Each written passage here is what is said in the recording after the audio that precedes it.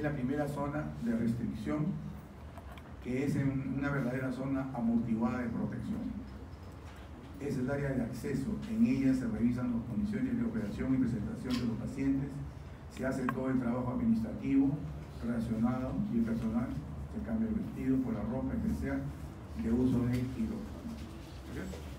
Se hace un resumen bien cortito de todo lo que yo he hablado o de lo que hemos conversado con ustedes.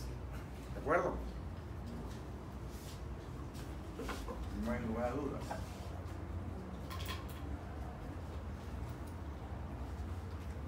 La zona gris es la segunda zona, es la llamada también la zona limpia.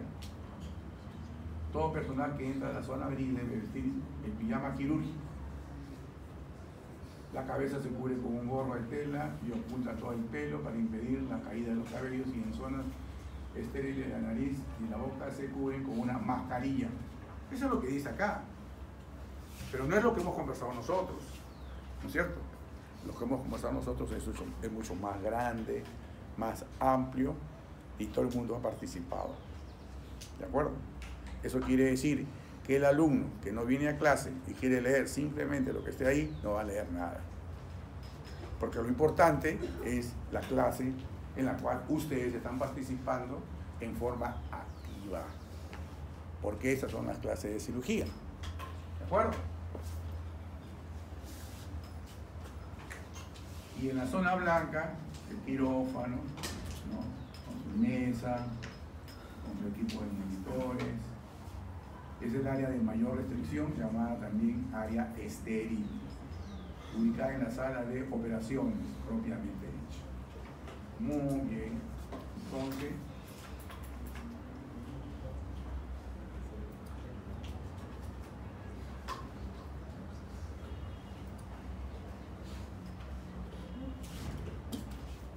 siguiendo con nuestro esquema, entonces vamos a hablar ahora de otros conceptos que son muy importantes, como son la asepsia, la antisepsia y la esterilización.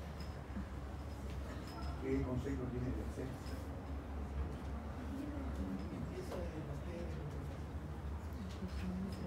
Limpieza de qué materia de la muy bien, es un buen concepto. La asepsia es un proceso en el cual se eliminan todos los gérmenes existentes contaminantes, ya sea en la piel, en las manos o en los instrumentos. ¿No es cierto? Muy bien. ¿Qué es la antisepsia?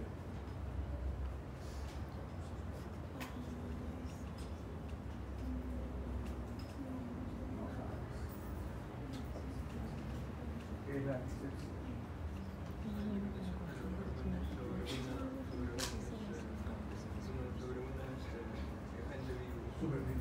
Muy bien.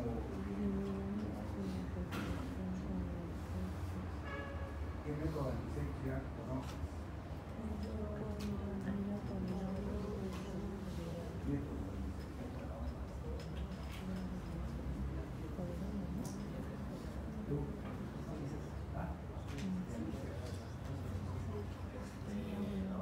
Lavado de manos. Lavado de manos. ¿Qué más?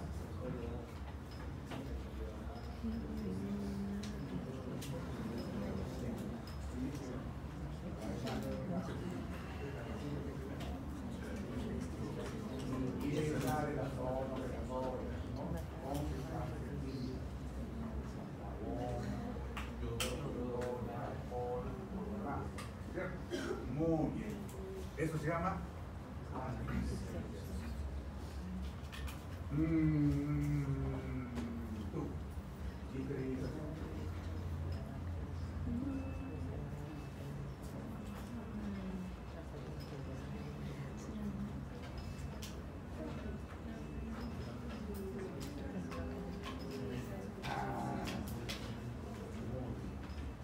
Bien.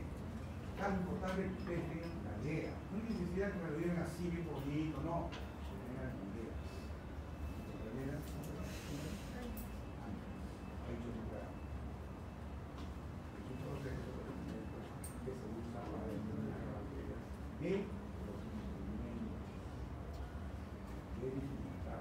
de la ropa, ¿cierto? Entonces, el concepto, los conceptos están claros, ¿no es cierto? No hay duda. Si vienen la pregunta en el examen y no, después de decir, uy, no me acuerdo. No hay necesidad que se acuerden. Ya está acá en la cabeza, lo tienen ya acá. Y si no, ya yo no sé, ¿ah? Entonces, haciendo el resumen,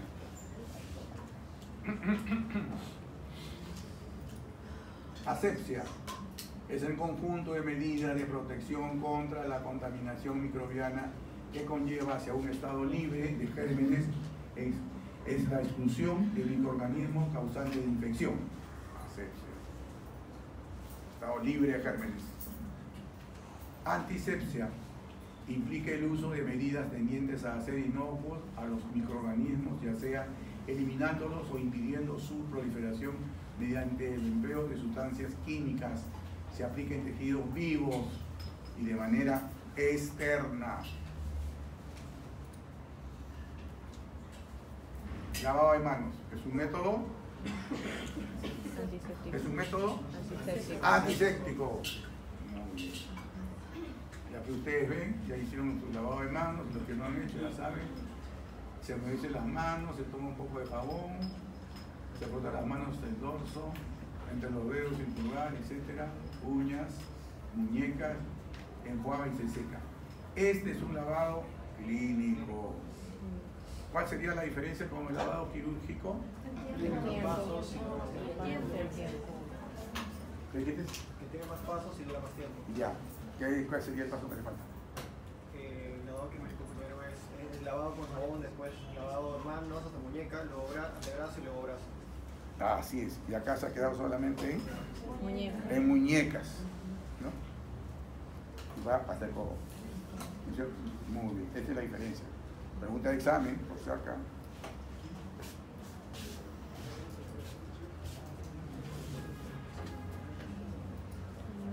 Acá, ¿qué estamos viendo? Lavado de la zona operatoria. El cirujano lava en forma lineal y luego de derecha a izquierda va aumentando la zona de lavado, ya no regresa por el mismo sitio, sino va yéndose así, yéndose externamente, ¿no? Y hasta que termina, y ahí queda. ¿Está claro? ¿Alguna duda? No, ¿no es cierto? Está clarísimo. No vayan ustedes, si están acá, meterse al centro otra vuelta, valoraron todo. Externamente, todo va hacia afuera, ¿no? Aquí, hacia afuera, hacia afuera, hacia afuera, ahí termina. Muy bien. Este es un método de antisepsia.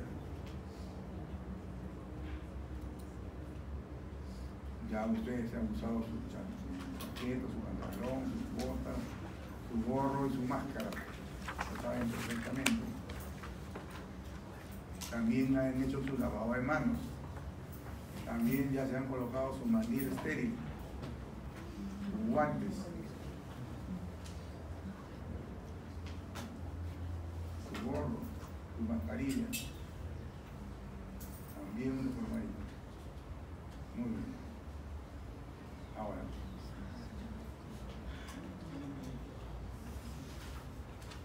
en sala de operaciones también vamos a usar instrumental quirúrgico.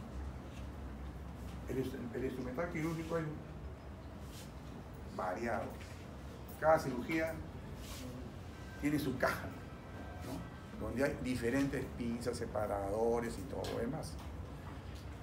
Conforme vayan ustedes viendo cada paso en la cirugía o cada cirugía específicamente, van a ir conociendo los instrumentales, ¿ya?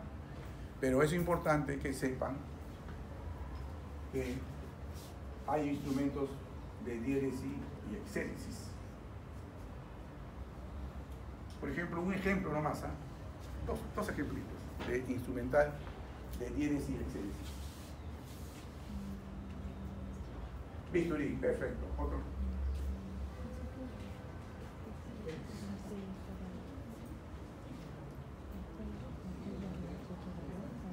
Pinza de disección.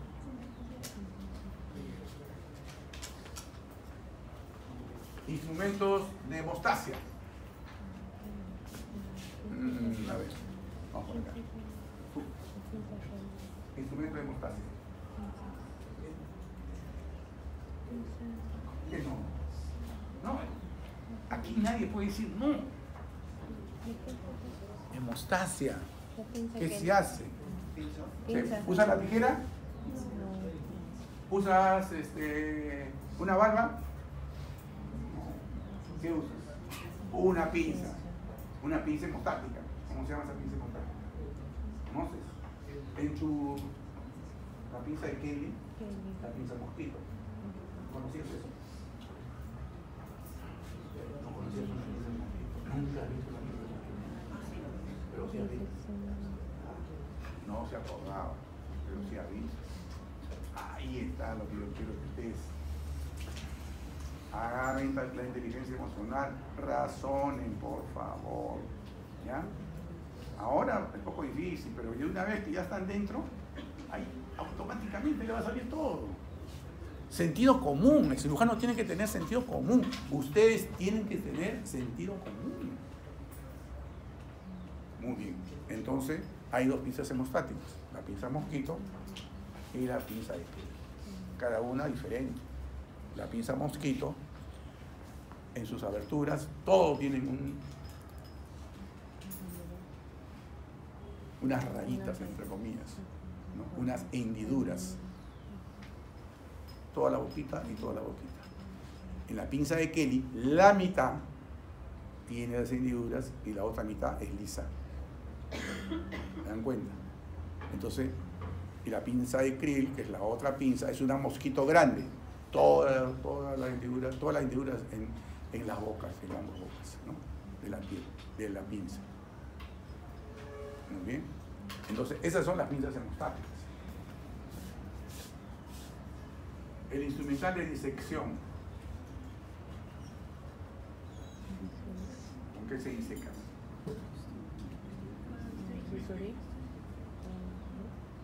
A ver, voluntariamente, levanta la mano. Si no levanta la mano, aquí dice que nadie sabe.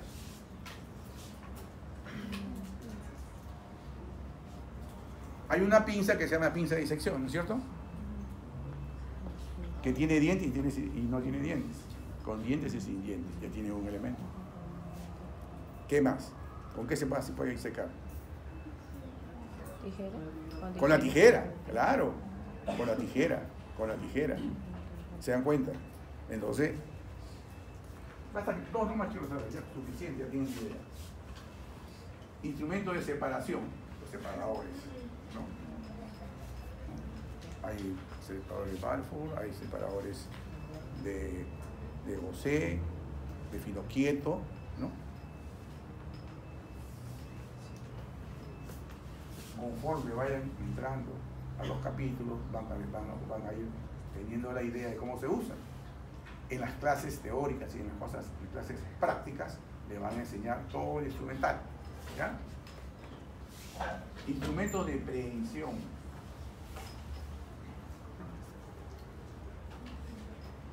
Son unas ondas, son unas pinzas largas que tienen en la parte del extremo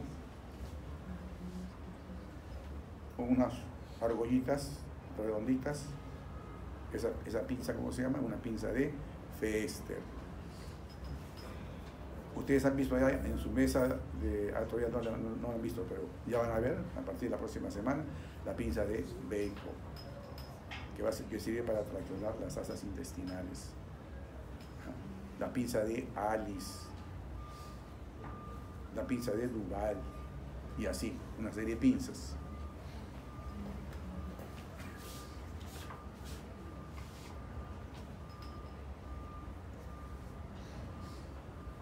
Oclusión, instrumentos de oclusión. ¿Cuáles son los instrumentos de oclusión?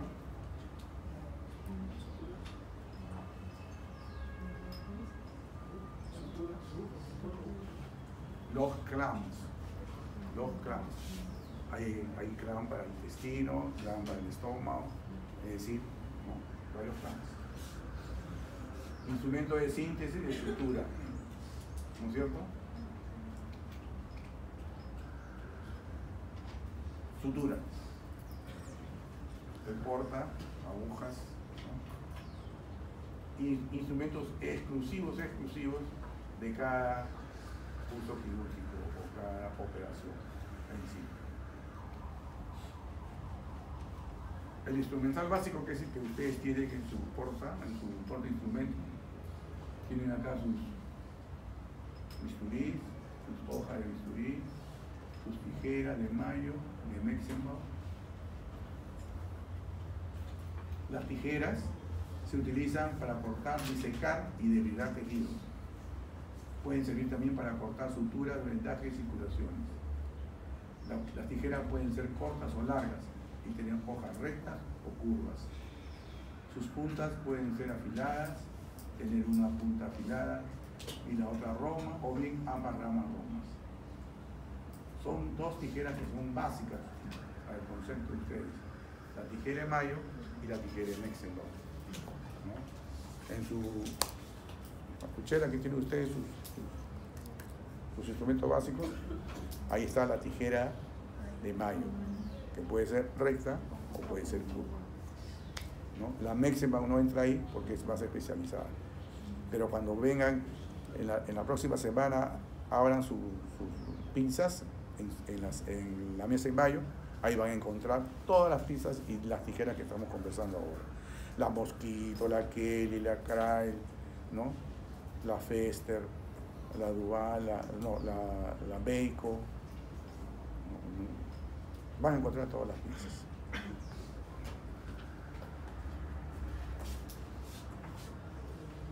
Muy bien.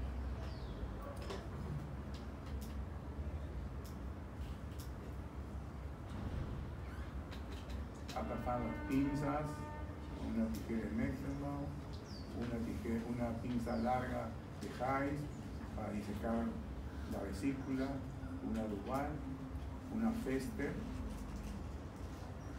una Ratinsky y este es un portacampo, pinza de campo.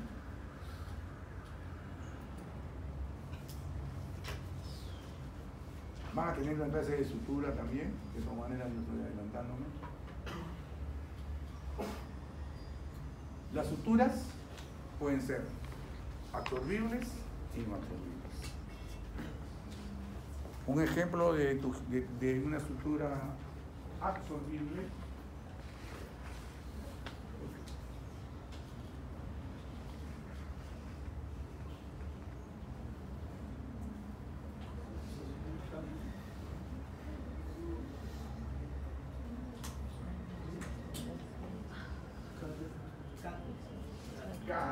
muy bien.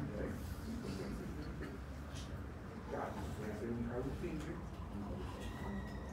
sutura absorbible para, dice la hueca, intestino delgado, intestino grueso, las famosas las renales, etc., ¿no? Donde utilizan un tipo de sutura absorbible porque la sutura se va a suturar la mucosa, el intestino. No puede estar mucho tiempo esa sutura dentro de la mucosa del intestino, entonces se absorbe. Si no se absorbe, se van a producir reacciones inflamatorias, granulomatosas, y que van a malograr su anastomosis.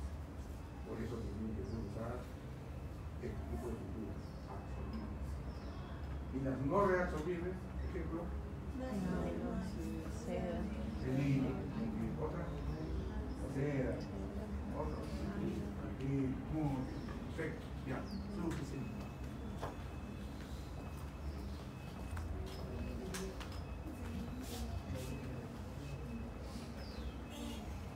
El tamaño de la sutura es directamente proporcional al diámetro del filamento. El tamaño cero tiene alrededor de 5 milímetros de grosor. O sea, se comienza con cero, ¿no? Si el diámetro del filamento es menor a 0,5, se denomina cero. Y luego así sucesivamente. 0, 2 ceros, 3 ceros, 4 ceros, 5 ceros, 6 ceros. Se va haciendo más delgadito, ¿no?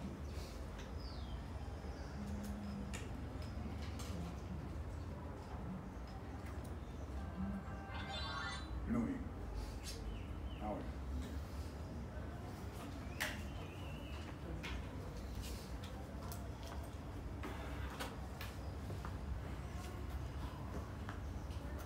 La cirugía no depende de un solo hombre. O sea, no depende del cirujano solamente. Depende de un equipo. O sea, cirugía, trabajo en equipo. Trabajo en equipo. Responsabilidad compartida. En teoría. Porque en la práctica, si hay algún problema en el acto quirúrgico, al cirujano lo agarran del cuello. El único responsable. El resto no.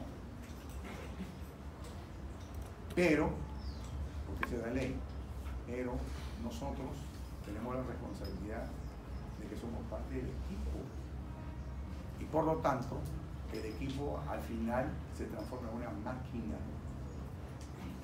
Y que todos son, es un equipo que todos tienen las responsabilidades diferentes, pero el trabajo es de todos. Si falla alguien de ese equipo, de esa máquina, falla la operación, se demora la operación.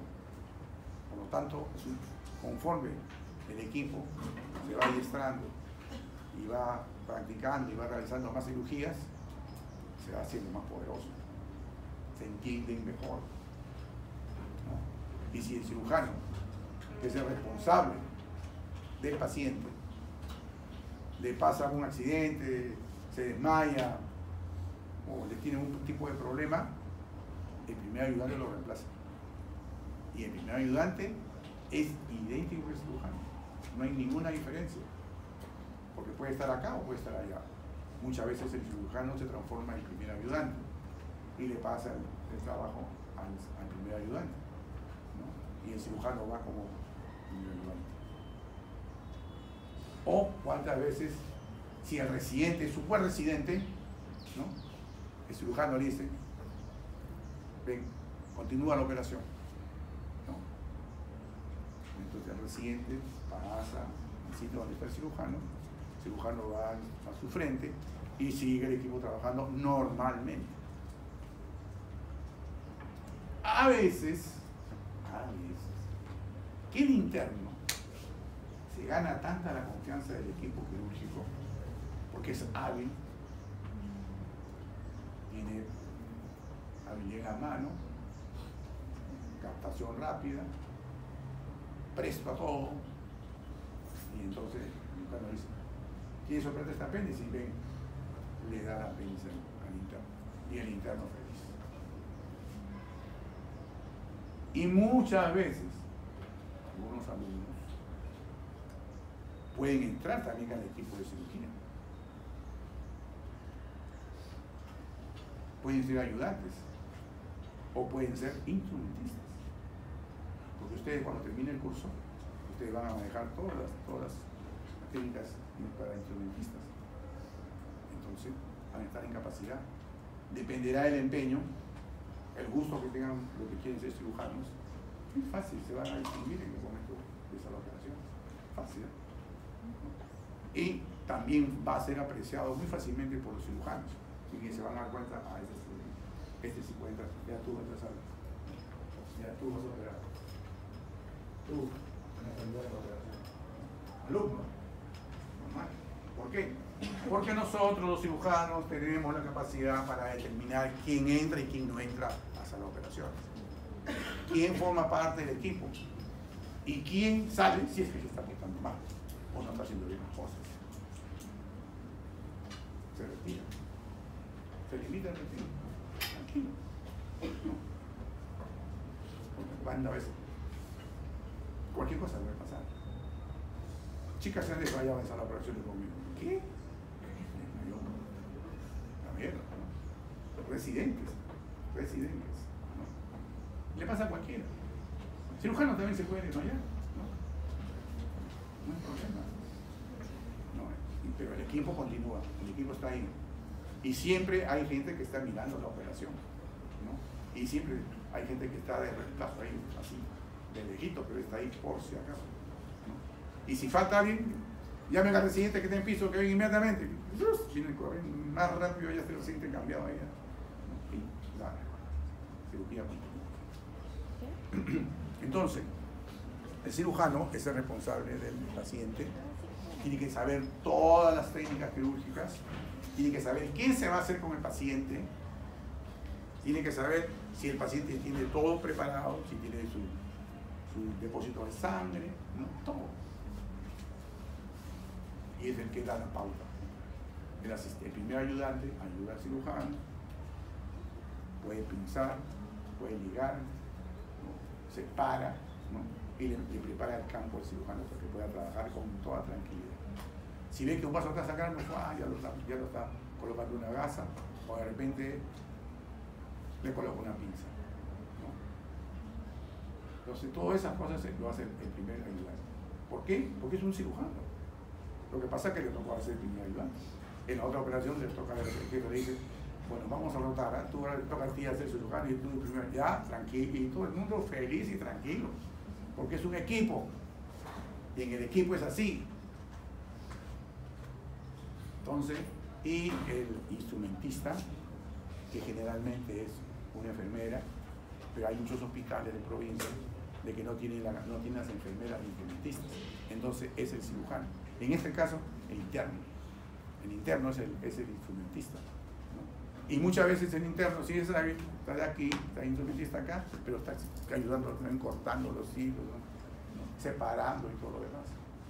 Así es. Muy bien. Entonces, dicho esto,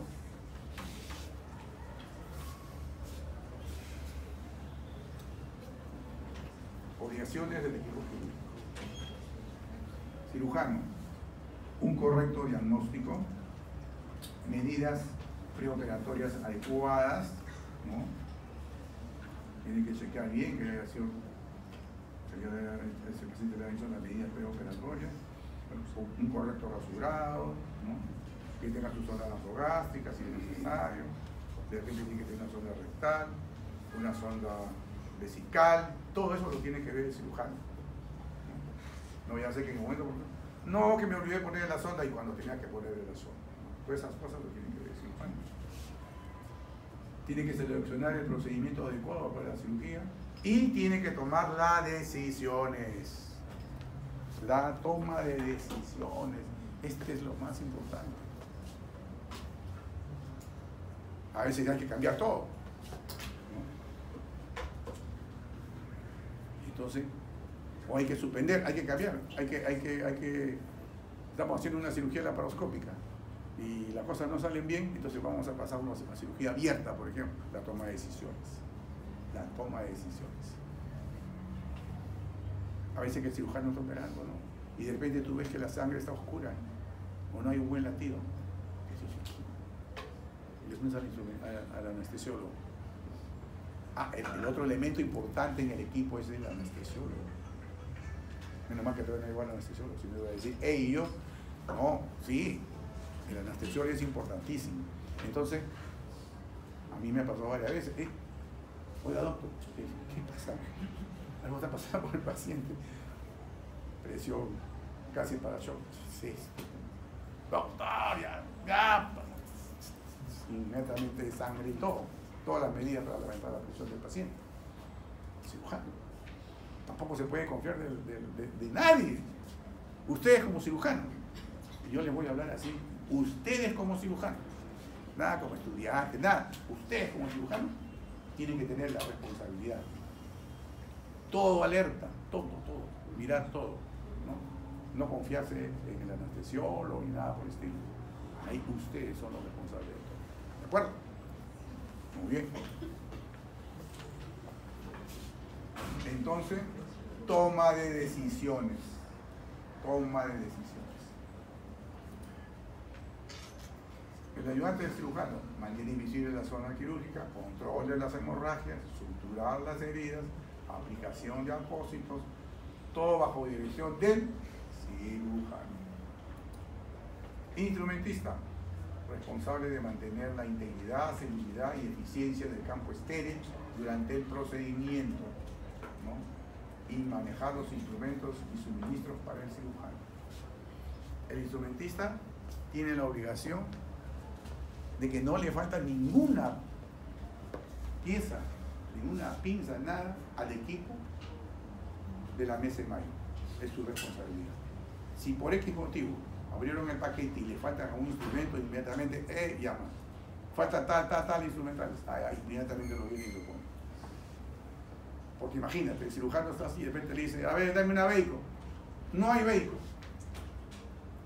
Vean lo que significó, que no hay vehículo en ese momento en la sala de instrumentos, en la mesa de mayo. No hay vehículo. Y ahora, ya el papelón que va a pasar a la instrumentista, ¿no? Ya inmediatamente está llamando, y al ratito ya viene la venta. Pero se pierde el tiempo. Entonces, para que no suceda eso, tiene que contar las gasas. Las gasas es importantísimo. Se cuentan las gasas, ¿para qué? Para que después, cuando termina la operación, tiene que haber, si son 10 gasas del paquete, 10 gasas tienen que haber ahí tiradas ahí. Y el circulante recoge todas las gasas que hay en el suelo, por aquí y por acá, y cuenta. 10, punto. Aquí no es que yo me olvidé, que no conté, nada de eso puede pasar. Nada de eso puede pasar. Igual, tantas pinzas he recibido, tantas pinzas tienen que estar acá. Doctor, ¿qué?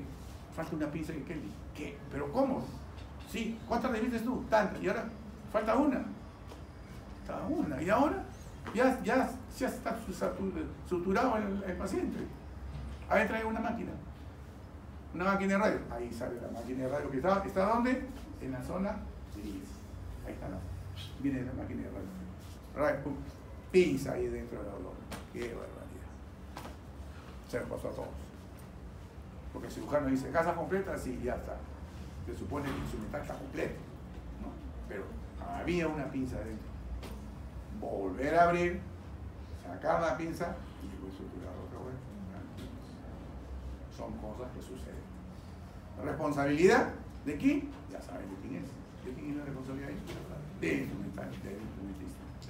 Claro, no contó, no avisó. ¿No? Pero al final, ¿de quién es el responsable? Cirujano se olvidó la pinza, ya muerto. Cirujano dejó una gasa, ay. ¿No? Si cirujano dice, gasa completa, ya, listo. Una gasa dentro del dolor a los 3, 4, 5 días. Un dolor del paciente y todo. Saca una plaquita, ahí está la gasita. ¿Quién es el responsable? El instrumentista. Al final es el cirujano. El cirujano es el único responsable. Ustedes van a ser los únicos responsables. Por lo tanto, ojo, pestaña, ceja y todo lo que quieran. ¿De acuerdo? Bien alerta. Alertas.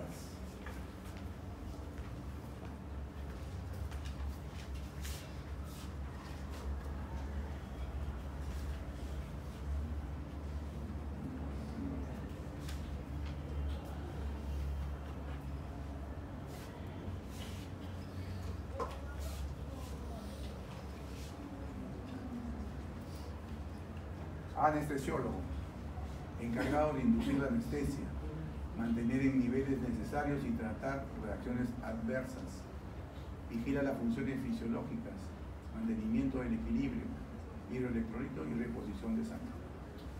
Esa es la función del anestesiólogo. Muy importante, muy importante.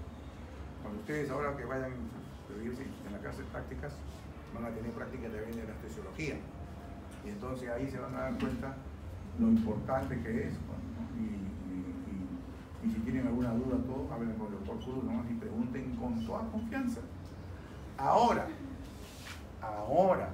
es el momento en que ustedes pregunten. Ahora, siendo estudiantes, pregunten. Y así sean residentes, también pregunten. Y así sean asistentes, también. Así sean jefes, también. Es así. Porque todo esto, toda la cirugía, antes eran los famosos protocolos. Y que el cirujano tenía que cumplir estrictamente con el protocolo. Y hay de él que se obviaba algún paso del protocolo. Era sancionado por ley. Pero como era muy difícil, los protocolos o pacientes son diferentes. Cada paciente no puede estar sometido a un protocolo estrictamente. No es así. Hay momentos en que hay que cambiar los protocolos. Y entonces ahora ya no son protocolos, ahora son guías. Y una guía es más abierta, más amplia, te da la facultad para que el cirujano pueda irse por acá, puede irse por allá, ya no es un protocolo rígido, sino la guía es más amplia y es más real.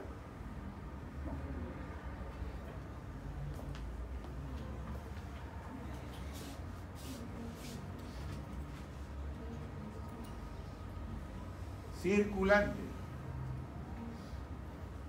Controla el ambiente físico y emocional, permitiendo que no existan distracciones. Debe estar alerta ante cualquier irregularidad que pase desapercibida. Asegurar que el equipo estéril cuente con artículos necesarios para desempeñar su labor. El circulante generalmente es una enfermera o una técnica de enfermería que está alrededor, dentro de la sala de operaciones, dando vueltas ahí, qué pasa, qué no pasa, qué le falta, qué no le falta, ¿no? Está alerta.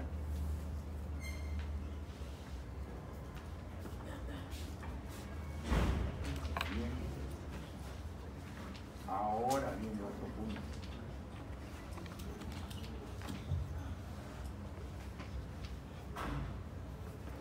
Bueno, como le decía, el punto cirugía segura.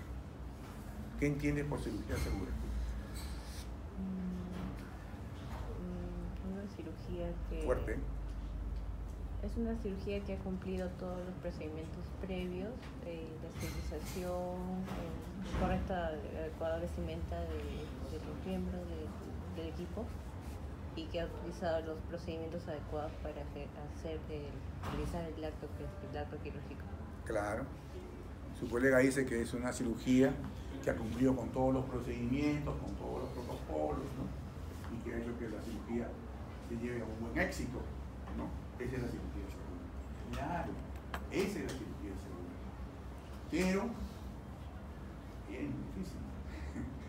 Aparentemente es muy fácil, pero a veces que se vuelve un poco compleja cuando no se cumple con los requisitos, cuando no se cumple con las normas. ¿Y cuál sería la norma para una cirugía segura?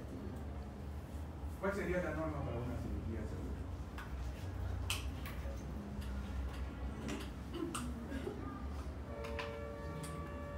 Bien.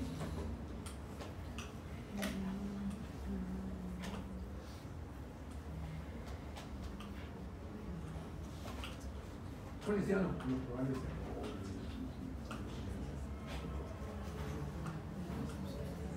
¿Cuáles? Que esté mal esterilizado. Claro. Muy bien. Que esté mal esterilizado el equipo. Claro. ¿Y cuál es la forma que se utiliza para que esté bien esterilizado el equipo? No, el equipo que se está utilizando, que se va a usar. Debe haber alguna forma para decir que está bien esterilizado. ¿Cómo sabes tú que está bien esterilizado? ¿Alguien sabe? Mediante el uso de autoclave, doctor. ¿Cómo? Mediante el uso de un autoclave. No, ya está, ya pasó por el autoclave. Tienen unas etiquetas en todos los equipos, paquetes, todos, tienen unas etiquetitas. ¿No?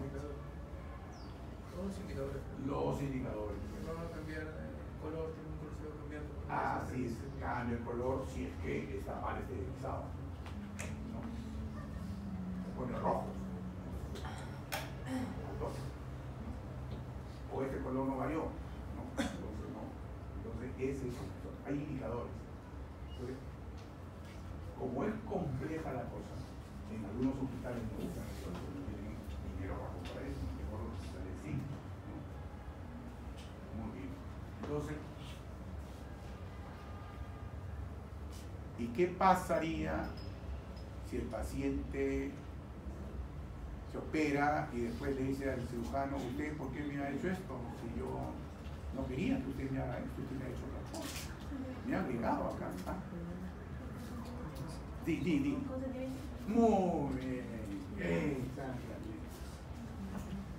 Existe una serie de normas que ustedes tienen que saber. Una de ellas es el consentimiento informado. El consentimiento informado es un documento en el cual se le hace firmar al paciente antes de entrar a la sala de operaciones. Y ahí se le explica al paciente que se va a operar de tal cosa, que puede complicarse con esto, que se le puede hacer esto, inclusive una colostomía, ¿no? Y al final que puede morirse. Si usted acepta esto, firme. Si no, no se opera. Entonces, el paciente,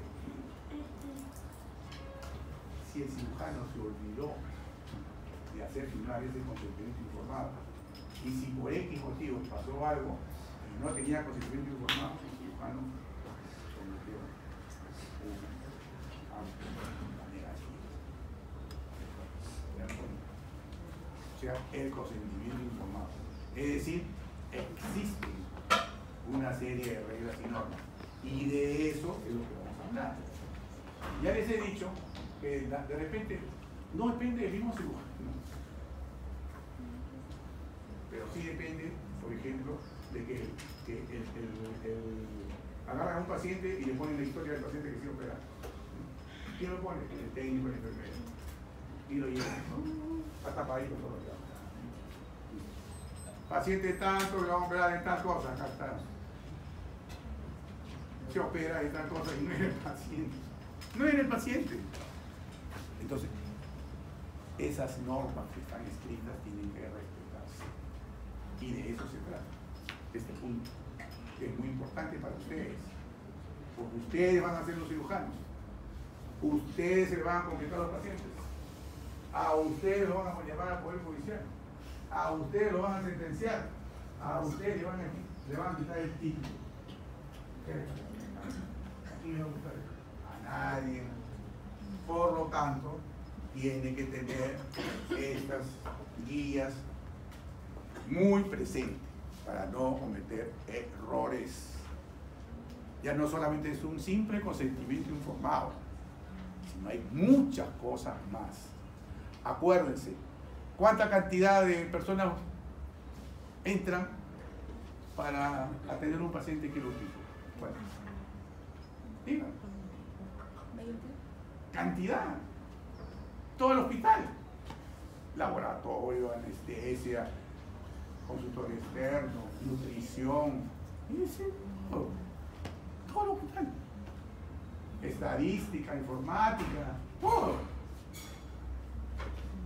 Y si alguien se hace un error por ahí, pum, ¿sí? Entonces da la apariencia de que es medio complejo, ¿no? Pero no es tan complejo. Hay que seguir las normas nada más y hacer que su equipo de cirugía, sus enfermeras, sus asistentes, sus técnicos y todo el equipo del banco de sangre, todo trabaje en forma armónica. Y si ustedes tienen alguna duda, al banco de sangre, a la radiografía, hey, acá se informado esto. ¿No? Acá dice que había una gestación doble y solamente hay uno. Y ahora la paciente está haciendo lío porque dice, no está mi otro hijito, pero si acá está la placa, usted me dijo que había dos y ahora solamente hay uno. ¿Y qué pasó? Eso ha pasado. Ustedes están viendo en las noticias. Existe. ¿Y entonces qué sucedió? No, que nos equivocamos.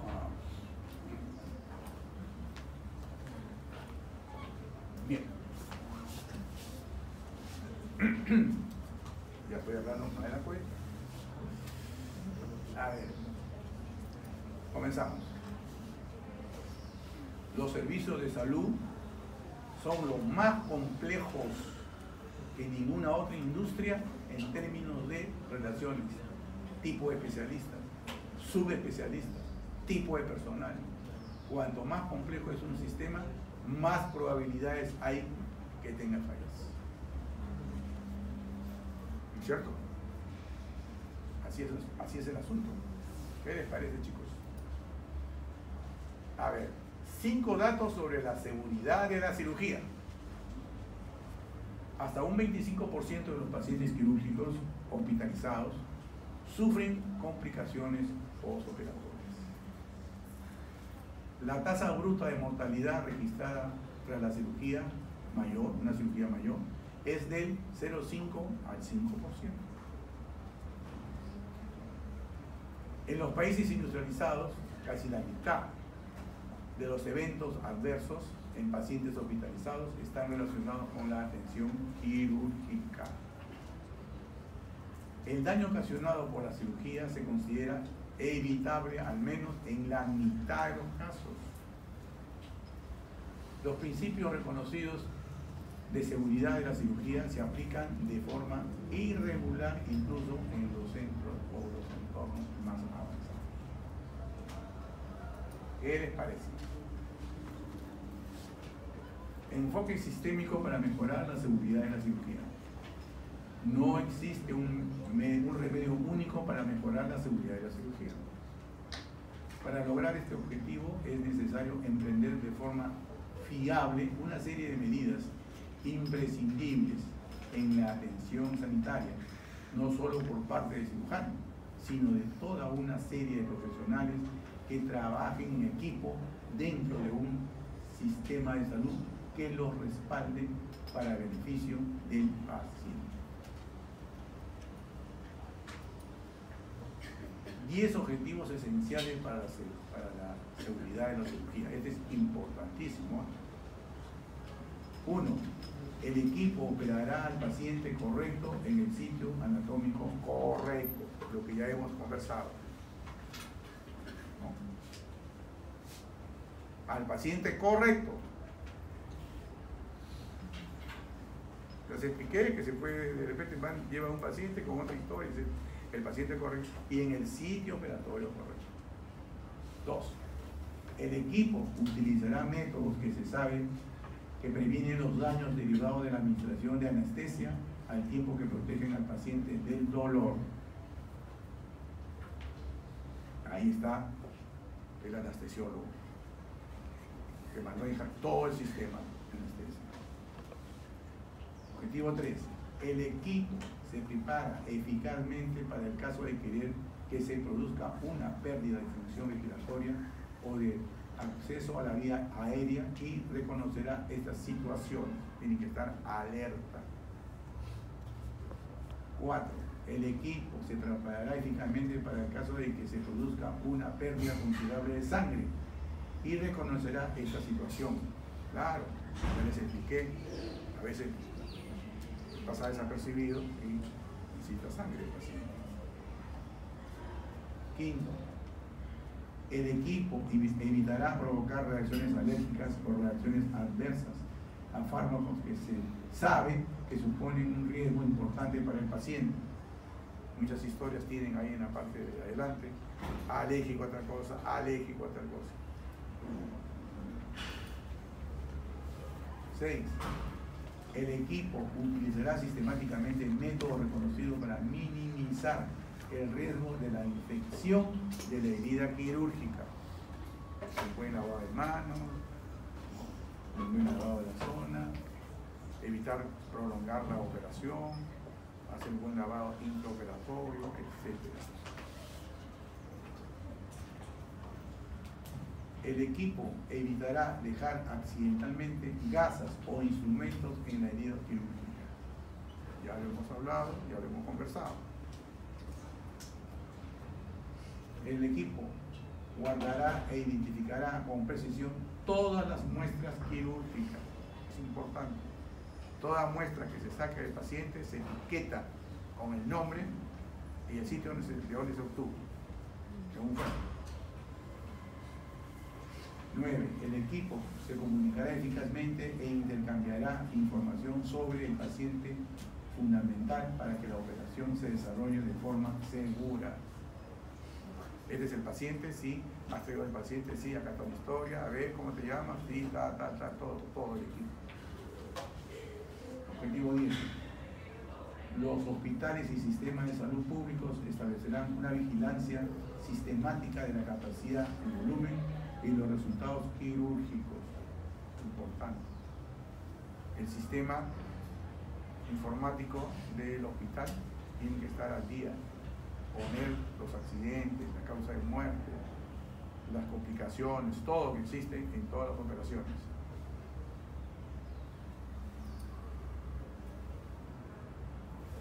La OMS ha hecho una lista de verificación de la seguridad de la cirugía.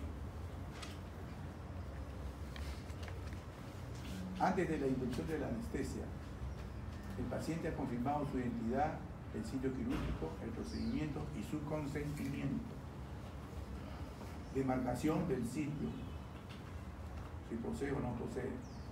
Se ha completado el control de la seguridad de la anestesia. Cuyo oxímetro colocado y en funcionamiento. Tiene el paciente alergias conocidas, vía aérea difícil, riesgo de aspiración, si hay instrumental y equipos para ayuda disponible, riesgo de hemorragia mayor de 500 mililitros, si se ha previsto la disponibilidad de acceso intravenoso, líquidos adecuados. Antes de la incisión cutánea,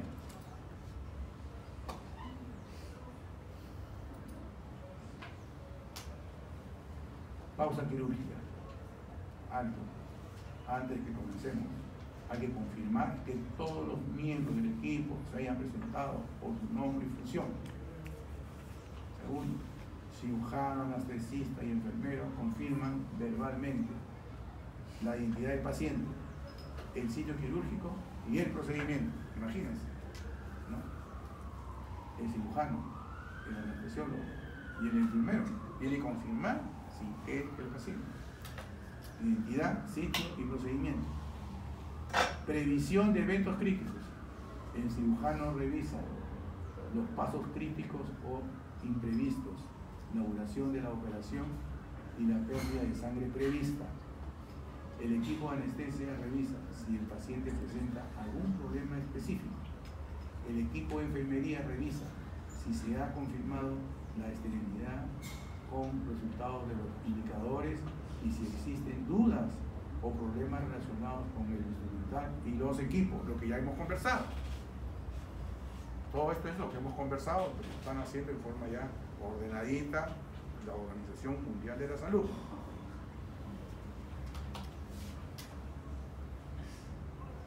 Si ha administrado profilaxis antibiótica en los últimos 60 minutos, sí, no. Pueden visualizarse las imágenes diagnósticas esenciales, sí o no. O sea, si ustedes tienen alguna duda, todos tienen ahí su negatoscopio, todo para poner sus placas, para ver exactamente. A veces que está un poco confuso. A ver, quiero ver la placa. Entonces ahí ven las placas, no tenían ningún contratiempo. Ese es antes de la incisión. Antes de que el paciente salga del quirófano, terminó la cirugía. Entonces, antes de que salga, el enfermero confirma verbalmente con el equipo con el nombre del procedimiento realizado, que los recuentos de instrumentos, gasas y agujas son correctos, el etiquetado de las muestras, que figure el nombre del paciente, si hay problemas que resolver relacionados con el instrumental y los equipos, se solucionan en el momento. El cirujano, el anestesista y el enfermero revisan los principales aspectos de la recuperación y el tratamiento del paciente. Y luego el paciente pasa a sala de recuperación. Muy bien, chicos. Esa es la clase. Muchas gracias por la atención. ¿Ok?